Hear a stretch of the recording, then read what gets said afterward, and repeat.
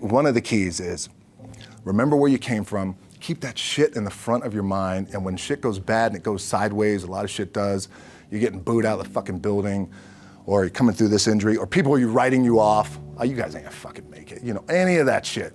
You gotta keep it in here. And it really has to, it should drive you.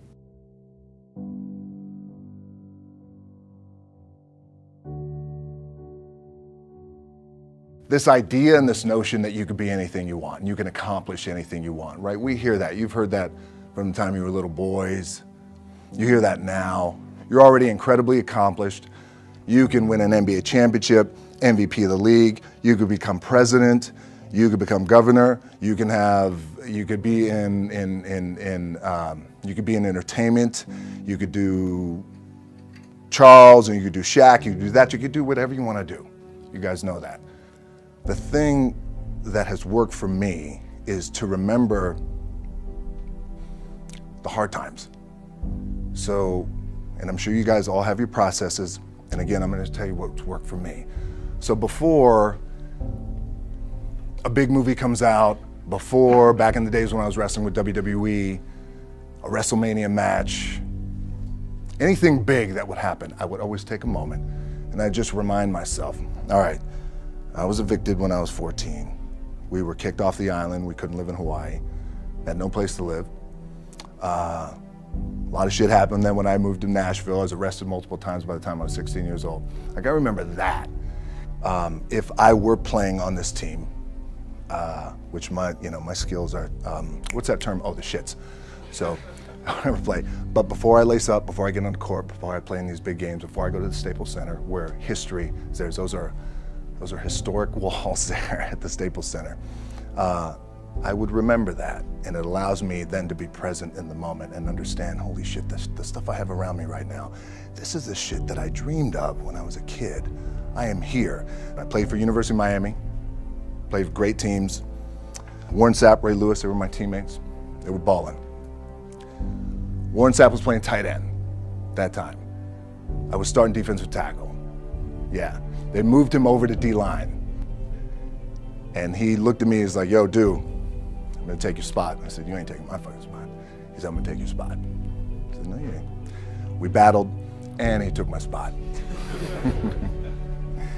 Now, you can imagine how that fucked with me, because there goes my opportunity. He went in, switched to defensive tackle, lit the world on fire. Well, what that did, it crushed me, it crushed my dreams. I had a piss poor senior year, zero production, no NFL, no combine invite, nothing. Finally went to the CFL, Calgary Stampeders, making $250 a week Canadian. Now, I had to send that shit home to my wife at that time. Had no money. So I remember that. When I got cut from Canada, I had $7 in my pocket. And I always tell that story.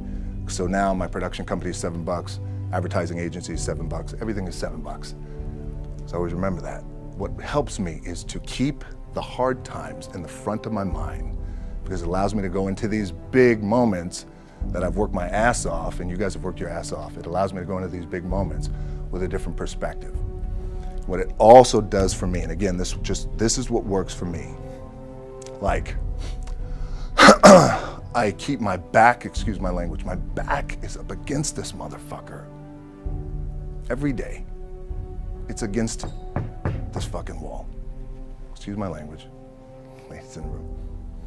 But it's up against this motherfucker because it's what I believe in. And when my back is against this motherfucker, then there's nowhere to go. But that way. That's it.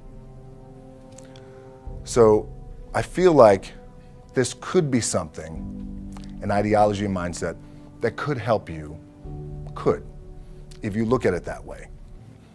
Because you made it already. We made it.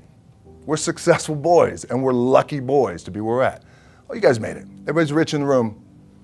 Nobody's gonna get evicted anymore. Anything you got, there's no more money problems, right? You got a lot of hands out now. Hey, can I get a little bit? Can I get a little bit? Right, that happens. But when you make it, for me, I need this. I need this. So every day, my back is up against this motherfucker, and this is how I operate. Now, doesn't mean you don't smile, Doesn't mean you don't laugh and joke, right? You're happy, I'm a happy guy.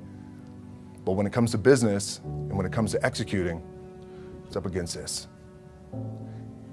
And I gotta go that way. And I don't give a fuck who is in front of me. They're not gonna stop me. I feel like for me, it feels seamless because you prepared for so long, but it's just like you guys prepping for a game. That's the fun part. That's where it's like, fuck, it's fun, man. People are paying their hard-earned dollars to come see you. They're cheering, they're going bananas, they're booing the shit out of you or on the road. That's fun.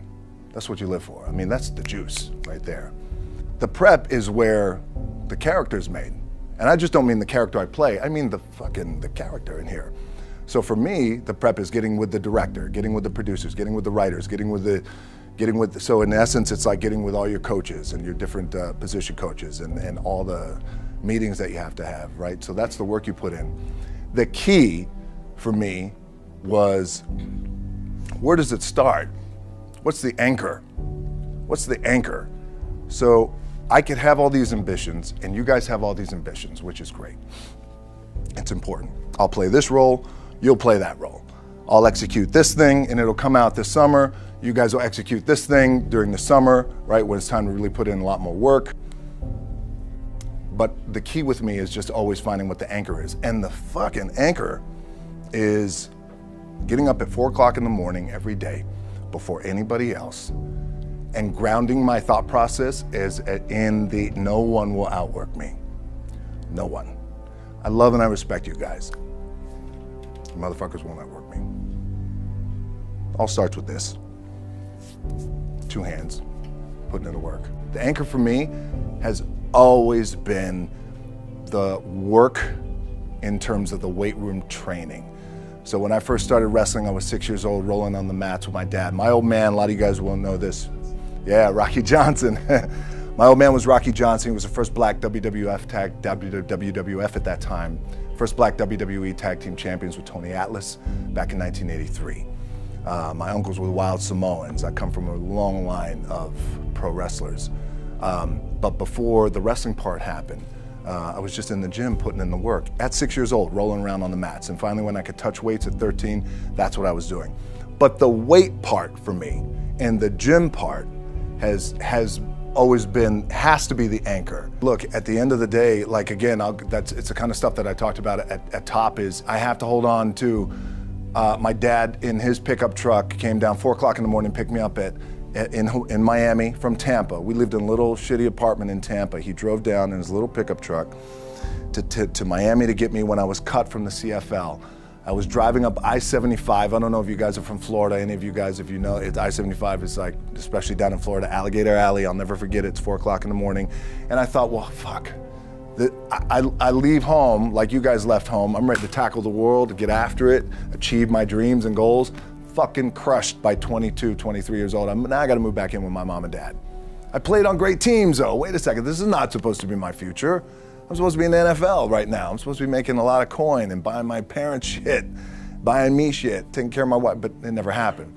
So I pulled out my wallet, I thought, well, let me see how much money I have. I opened it up, I had a 5, a 1, and change. I'm not fucking around, and well, at least I rounded up to $7. But I thought, God, ain't this a bitch? I got $7 in my pocket. Where the fuck do I go now? What do? I can't go back to CFL, because you know, the point comes where you hear that voice, big run's over. Like, you're done, right? So I heard that voice. So as Coach was saying, man, I hold on to that shit. I'm telling you, my back is up against this motherfucker. We laugh, we joke, we have a good time. Press is always fun to do. Sometimes you gotta make it fun. That's another thing. You gotta do your best to make press fun if you can. But my back is still up against this motherfucker. I do not forget it. What this also helps me do, and again, it works for me, is at some point, you gotta be fucking tired of not being number one. You have to be, and you gotta fucking play angry, and I play angry. Now, I'm cool and calm with my approach, and when I step out on my field, which is a set, or, you know, like, there's some, and you're always gonna have haters, and haters are like, well, God damn, man, how many movies are you gonna make, or how much shit are you gonna do? Like, you do a lot of shit. I say, yes, it's my ambition. Of course, why not? I could do it. Yeah, I love what I do. And not only that, but in what world do we not work every day? Doesn't mean, it's just like you guys in the off season. You gotta work every fucking day. It doesn't end.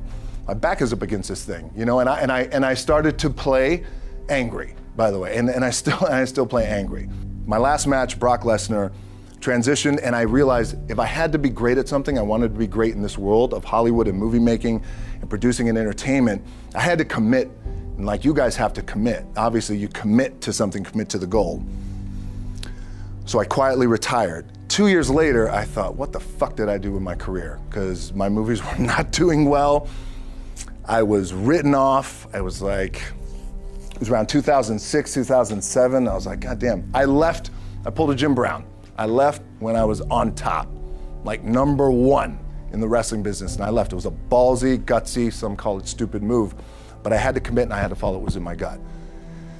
And at that time, I'll share this with you guys, and Will Smith is my boy, and I sat down at that time with the agency I was with, and they said, what do you want to accomplish?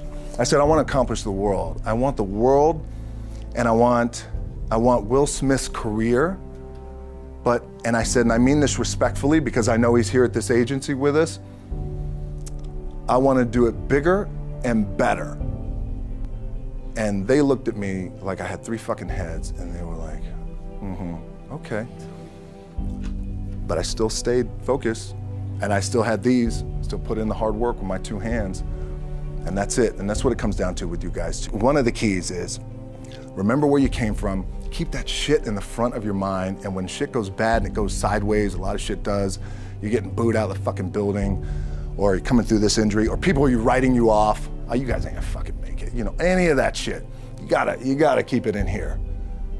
And it really has to, it should drive you.